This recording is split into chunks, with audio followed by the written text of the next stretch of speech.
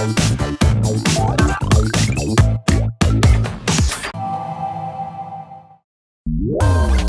up, Internet? I'm Hollander Cooper, and here with me is Ryan Telgenik, Evan Lahti. And we're standing in front of the Convention Center at E3 2014, and as you might have guessed, we were allowed in, so we saw a bunch of really cool games, and we're going to talk about our favorite ones. My first favorite game I saw is one that it's almost cheating because we barely saw anything of it, but holy crap, Zelda for Wii U looks beautiful. They basically, as much as Nintendo can ever do it, said like, hey, so we decided we wanted to make a Zelda Skyrim game, and it's beautiful and cel-shaded, and it kind of looks like you're not playing as a traditional Link, and here it is. And they only showed like a minute of it, but that's all I needed. That's enough. It was so good. I mean, even as a PC player, I can appreciate that. Yeah. Yeah. And how about that awesome, really cool looking switching weapon, or that weird it's like arrow a bow that shoots like spears. It was like a lance or something? It was really cool. But yeah, it looks awesome. And as far as something I played though, I think I have to go with Evolve. Yeah. Evolve, it's 4v1 asymmetrical multiplayer by the people who made Left 4 Dead. Sure. I've played it a bunch of times. I've played it at a few events, but I think E3 was my favorite because I got to play as the Kraken, and holy hell, did I unleash it. That's great. Like just, it can fly, it has tentacles and electricity. It was super, super cool. It's hands down one of the best looking games, I think, right now, in terms of the particle effects, the lighting, the world design, character design.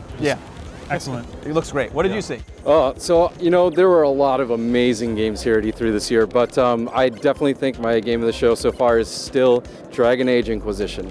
That game looks incredible. It finally has the open world treatment. You can go anywhere. They're showing a lot, or they're talking a lot about the different mounts you can get in the game. I mean, of course, you can ride a horsey, but you can also ride all sorts of different animals that there's like some of them are going to be really eccentric, and so that's really cool. But also there are two main things that really excite me. The combat looks amazing. Not only like, you know, the very kind of like Dragon Age 2's more action-oriented combat, but also the return of the tactical view where you pause and you're planning out moves and you're queuing them up. So important to that franchise. Yeah, it looks incredible, and also the fact that you're building the Inquisition, right? Like you're recruiting these characters, capturing keeps, you're sending people off on missions to do things for you, and I'm so excited to see how deep that system gets.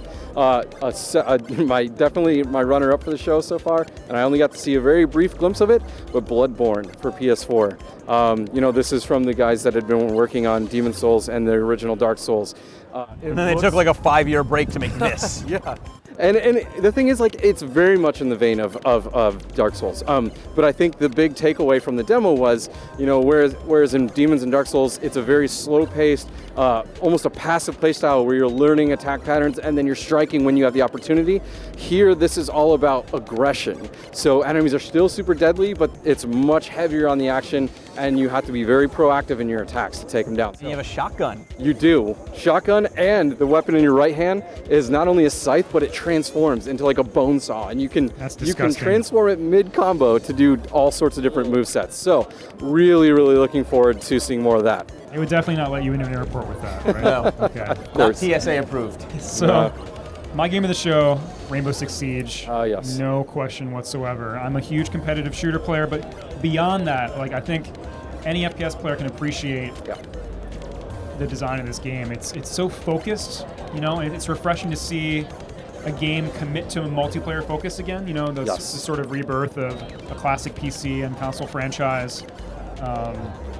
And the fidelity of the destruction system is probably what impressed me the most, right? You sort of have, you know, they showed it in the trailer, and I got to play it twice, and it really does operate with the amount of fidelity you'd expect it to. I mean, individual bullet holes.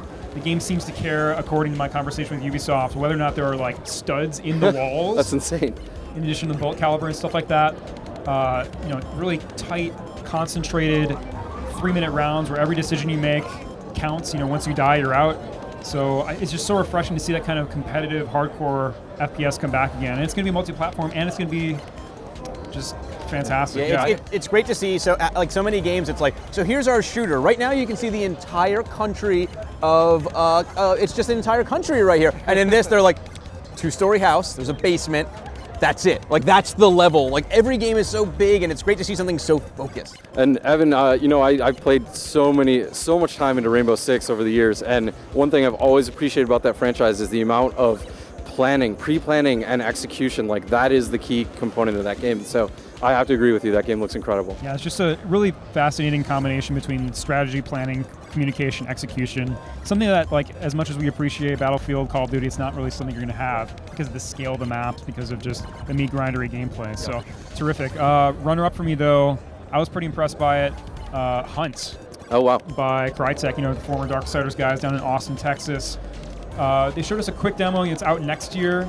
But it's essentially, if I had to boil it down, it's Left 4 Dead with procedural random generation, with sort of a very horror vibe, very like Resident Evil 4 kind of vibe. You could basically drop the mic after that, but don't, because those are guys expensive. throwing hatchets and like sickles at you. Very interesting, sort of co-op, 4-player co-op gameplay. So looks terrific on CryEngine, yeah. Sounds great. Yeah, and you can read about those on our websites, which are GamesRadar.com. PCGamer.com. And you can check out videos on both of our YouTube channels, follow us both on Twitter, do all that stuff, and we'll talk to you later. See you later.